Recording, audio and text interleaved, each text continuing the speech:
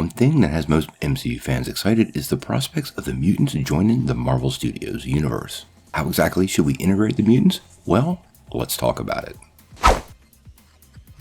Hey guys, thanks for tuning in to Comic Book Nostalgia. I'm CB Nostalgia, and today we're going to do something different. We're just going to talk a little bit about how I think we should bring the mutants to the MCU.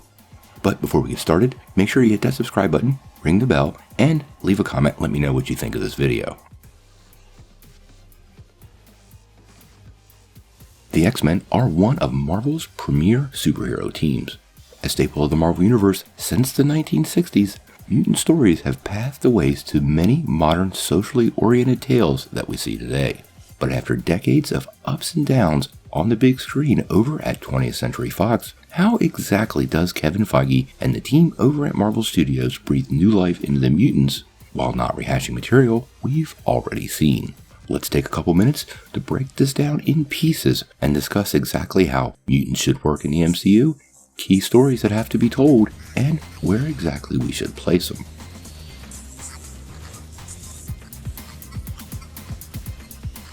Now, I think one thing important to remember is all X-Men are mutants.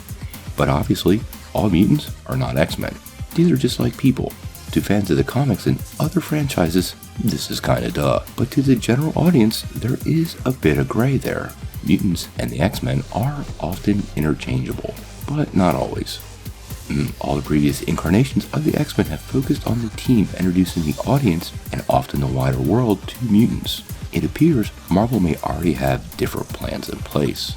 There is no confirmation on this, but there are a lot of long-standing rumors and casting details that seem to point to many mutants already set to appear in the MCU. We know that WandaVision will have Abigail Brand, who is a mutant and the leader of S.W.O.R.D. We've also seen set photos from the Falcon and the Winter Soldier, which reveal the flag of the island of Madripoor, key in several mutant storylines, especially the one Wolverine. And Shang-Chi is rumored to feature WizKid, who is a wheelchair-bound child genius whose mutation lets him manipulate and rearrange inorganic material like metal, glass, and plastic into complex artifacts and gadgets at will. There are also a huge stack of other projects we haven't even talked about here. When the X-Men finally arrive on the scene, mutants will already be well established in the eyes of the public. This will work well in some mutant characters' tragic backstories, since generally the first thing humans do with something they don't understand is fairly universal. And this will help establish a key part of the X-Men mythos: mutant bigotry. Establishing and reinforcing this narrative a few times over will help buy a bigger window. This will let Marvel set up some of these other characters and not rush it.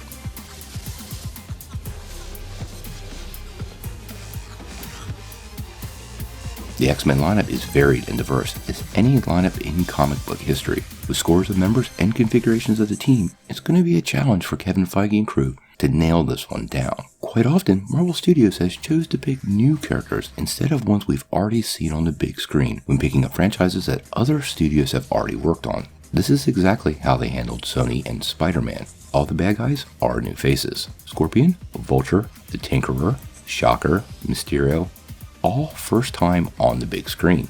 This very well might be the choice Kevin Feige makes for the X-Men, but that would be a mistake. To me, the key here is to focus on the classic lineup: Cyclops, Jean, Beast, Iceman, Angel, and Professor X. A real opportunity was missed in the past by Fox, and it is truly something fans have clamored for. These are the familiar faces that all segue nicely into many early X-Men tales that have never been brought to the big screen. Feige is a big fan, and I don't think he really wants to miss that. Now, there has been a rumor going around that the MCU lineup will be Thunderbird, Storm, Cyclops, Havoc, Nightcrawler, Marvel Girl, aka Jean Grey, and Sunfire. But there's no confirmation of this right now. I can't really imagine Feige using Havoc and Cyclops together right out of the gate.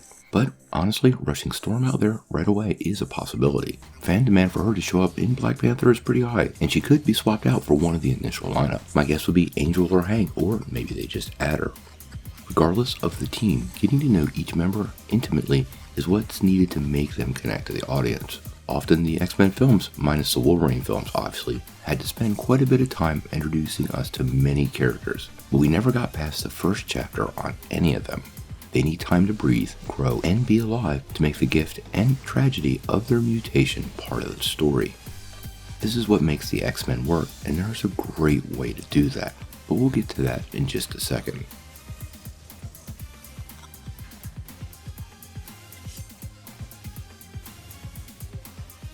One of the big problems facing the modern X-Men is Charles and Magneto.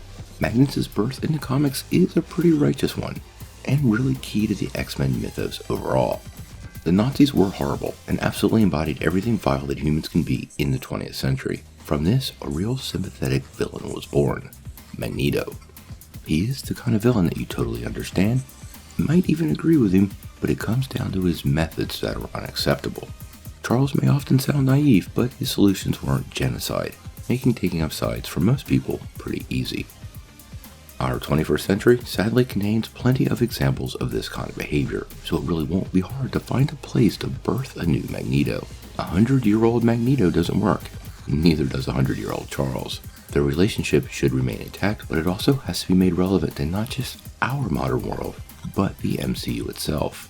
Also, whatever the inciting event is, it needs to be horrible. It should be fiction, but based in some real history. Bigotry, discrimination, and the X-Men are interwoven in a way you can't separate.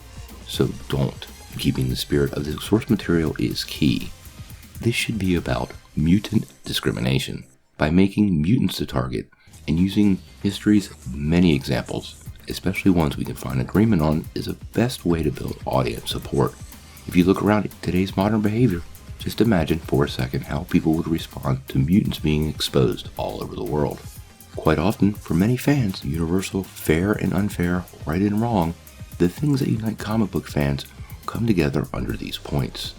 Feige and team should use it, highlight it, and maybe even teach a few lessons with it. It's very important for fans to be able to identify with the pain and exclusion that they know exists in the world, but they may have not felt themselves. I actually think the MCU was already primed for this. Ultron left Sokovia a mess. A post-Ultron Sokovia makes the perfect ground for people going too far in protecting their populations from a quote-unquote mutant threat. The story almost writes itself.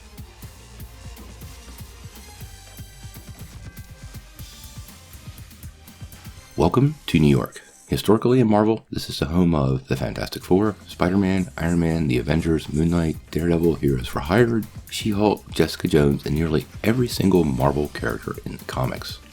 This includes the X-Men. It's time for the X-Men to relocate. We have established it's already too crowded in New York City. This generates a series of big issues, not the least of which maintaining continuity. This is critical to Marvel and to Kevin Feige. This actually solves some of those problems of wondering where other heroes are as major events go down in the Marvel Universe. Moving the X-Men to another location gives them storytelling flexibility.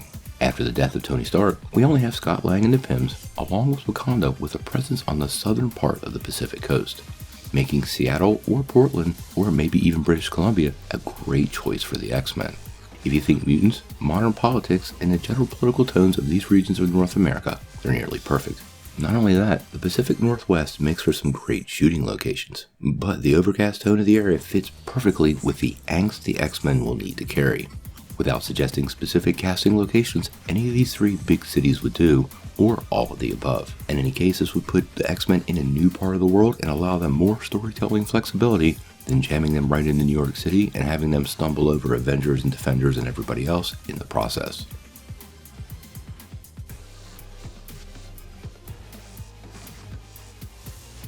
So now we have a team, and we have a setting, and a world full of mutants for the X-Men to befriend, recruit, battle, or convert. So now what? This is actually the easiest part to solve. The absolute best way to bring the X-Men themselves to life in the MCU is through a Disney Plus series. A 6 to 8 episode series, with each episode focusing on each member of the team, as well as Charles and Magneto, providing about 35 to 45 minutes of storytelling for each character to cover the backstory and origin of each member of the team, so audiences can discover who they are, how the world responds to them being mutants, and how they became members of the X-Men. The world will already be afraid of mutants. Several Marvel projects and human nature will ensure that. Magneto, as well as the forces of hate, will have already taken hold by the end of the series. We will also know each member of the team individually, as well as Charles Xavier. We will know their history and their motivations, leading us directly into the first film. Additional seasons of the same series would set up Marvel with a much easier process for adding new mutants to focus on in the Marvel world and seed any number of classic Marvel mutant storylines in the process. This is a win for Disney, a win for Marvel, and clearly would be a win for fans. So what do you guys think?